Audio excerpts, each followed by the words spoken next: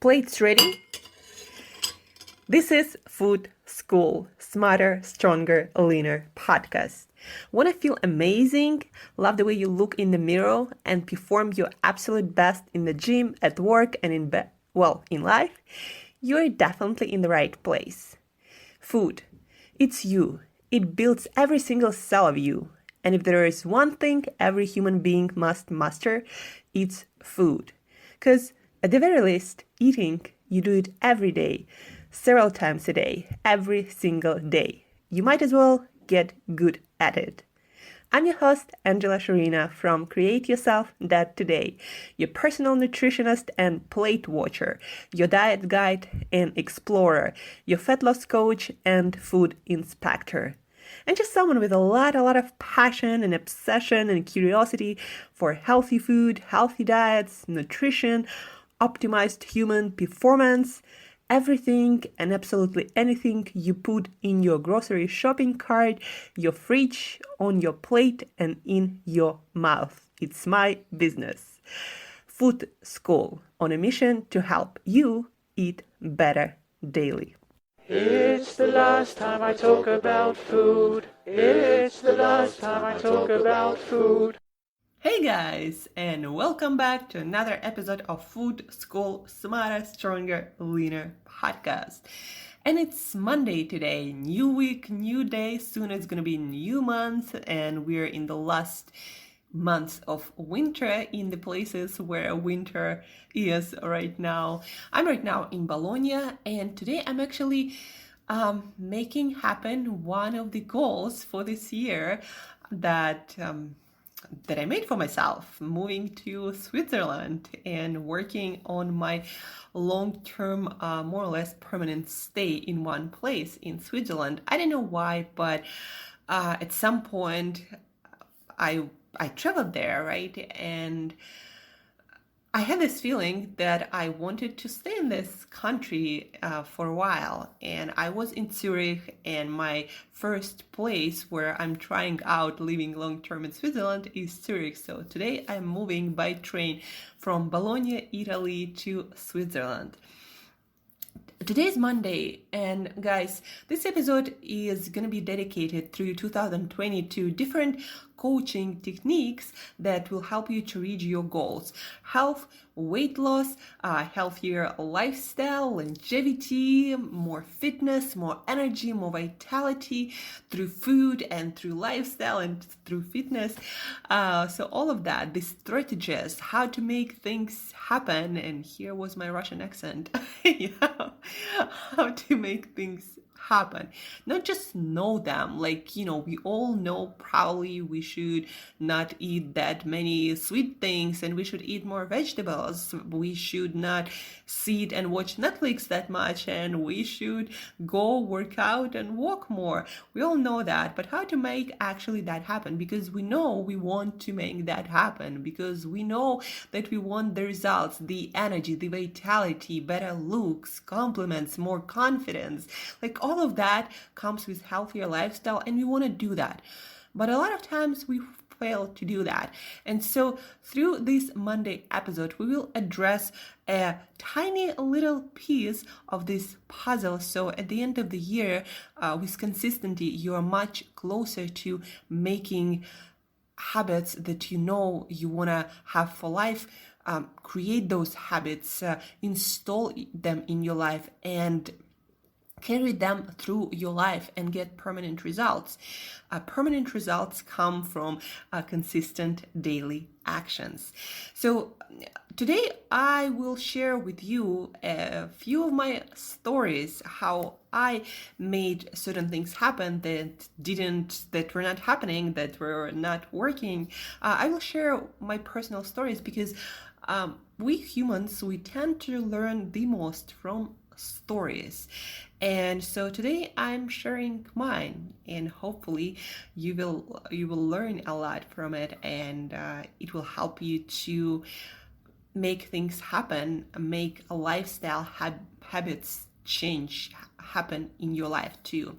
So the first one comes from a small episode in my life. I just shared with you that I'm traveling to Switzerland. I'm moving to Switzerland, and I've been traveling quite a lot, at the end of the last year and the beginning of this year. And people ask me often, why do you travel so much? Where's your home? Like, why don't you just stick to one place? And the reason, guys, some people take what's the easiest to grab in front of them: a city where they were born, a convenient job that makes sense, a relationship that feels okay. And I'm not saying it's bad. Sometimes it works perfectly, but also sometimes it doesn't really work and you feel it in your heart. And so there are people like me. So some people are not satisfied with what's given and what comes easy if it feels off. Some people dare to explore what they like the most, what they could like the most, what makes them tick, what makes life feel extraordinary and magical, and almost like a movie when you are the hero and there is no happy ending guaranteed because you are in that movie and all depends on you.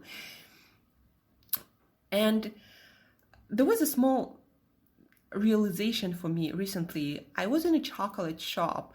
I check out chocolatiers and boutique chocolate shops often for different varieties of 100% sugar-free chocolate made from different cocoa beans around the world with different chocolate making techniques.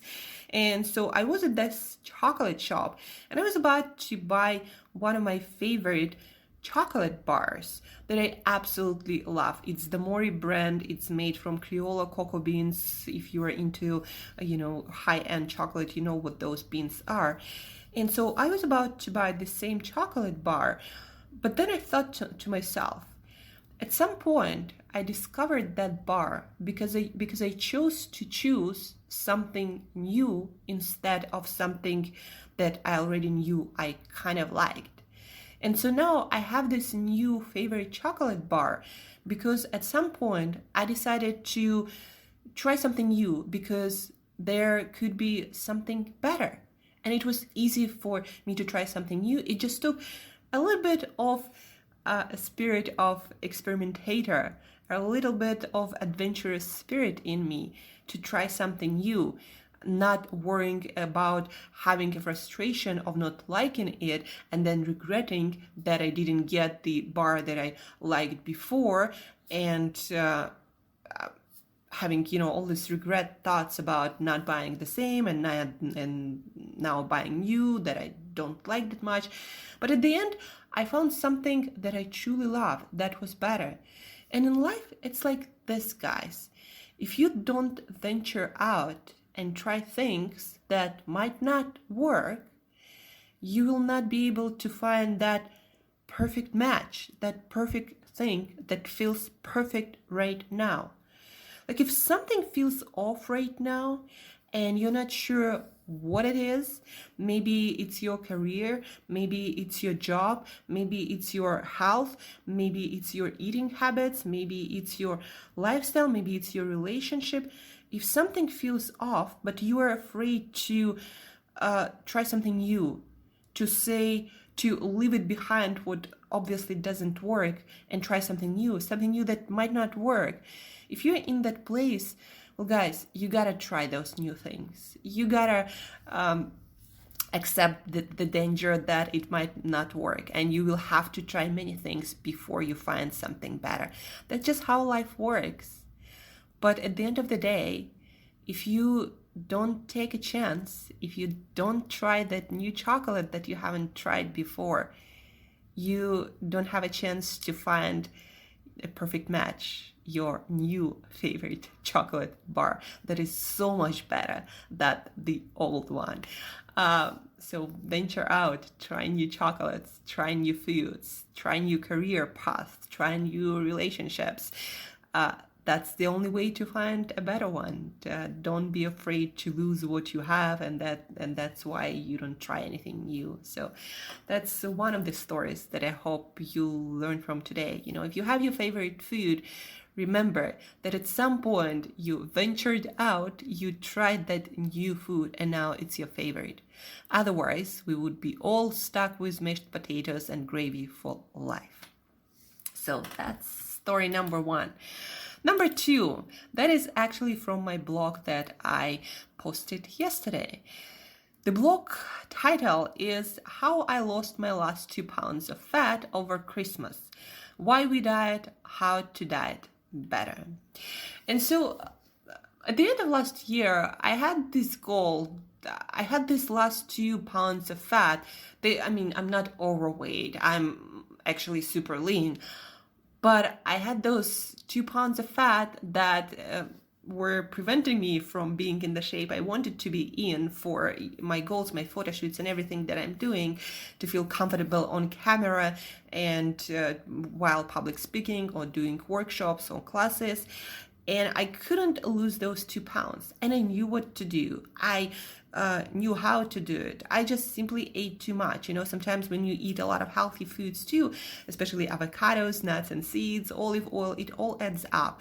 And if you have last 2 pounds to lose, the hardest one, it's just hard. And unless you do something, unless you are precise with the amount of foods you eat, it's just not gonna happen. And I knew where I was lacking and I knew how to do it, but I just couldn't do it. It was always something, some more olives in my salad, some more avocados, some more nuts and seeds. And I was like, what's not working and why it's not working? And then 3 weeks before, during Christmas and New Year, I did it. I lost those last 2 pounds. And how did it happen? What did I do? Well, I figured 2 things about my own personality. I could manage my food intake and eat less. That's what I needed to do to lose those 2 pounds and stay there. I figured out that I could control my food portions and food amount easy, except for when it comes to nuts and avocados. And so for the time being, I decided I'm not going to eat nuts and avocados. And so I eliminated those 2 foods. In nutrition coaching, we call them trigger foods that made me overeat. So I eliminated them and I stopped overeating in calories. And those trigger foods, contrary to popular belief, those not necessarily are the foods, are processed foods. Like for me, it was nuts and avocados. So totally fine foods, healthy and all, but they triggered me overeating the amount of foods. For you, it might be some fruit. It might be an orange. It might be some protein shake even, like you drink it and then for some reason you want to eat a lot of other foods. Like it might be anything. But figuring out those trigger foods, for me, those nuts, and eliminating them, by the way, seeds like pumpkin seeds or sunflower seeds, they didn't have the same effect on me for some reason. So I eliminated all the rest of the nuts. And then the second thing I did, I figured when I finish eating by 3 p.m., it's called early eating or early bird diet in my circles, I figured when I stop eating by 3 p.m., I control the amounts of food much easier. Like I don't overeat. It's easy for me to stop eating the amounts of food that I need to stop eating to reach my goal. And so I did that. I started eating by 3 p.m. and no later than that. And I stopped eating avocados and nuts. And I did it for 3 weeks. And those 2 pounds just fell off. And I even enjoyed a huge piece of cake and New Year family dinner with a lot of food. One piece of cake, though, that's, was my limit that I set for myself. I even enjoyed that and I still lost those 2 pounds, even a little bit more, but and so what are those things for you? Like for me, it was nuts that made me overeat, so trigger foods. For me, it was stopping eating by 3 p.m. I made much better choices when it comes to food and the amounts of foods that I needed to make in order to reach my goal. So what are those for you? Like what are those routines and triggers that make you do things that you know are not in your best interest. So figure out those triggers and then figure out a routine how to prevent those triggers from happening. So for me, I stopped eating and buying nuts altogether. Like if I didn't buy them and somebody was eating it, I had no problem. It wasn't like, I was addicted to a drug or something. But I just stopped buying them completely myself. And then I started eating early by 3 p.m. And those two things, they prevented everything else that was in the way of my goal happening. And so I did it. I was successful. I found a key to my own madness. I found a key to my own success that had nothing to do with any specific diet or any specific diet or nutrition guru or any research. It was just something in my psychology that made me overeat when I ate later and when I ate nuts. And there is something like that in your psychology that also makes you not stick with your new behavior.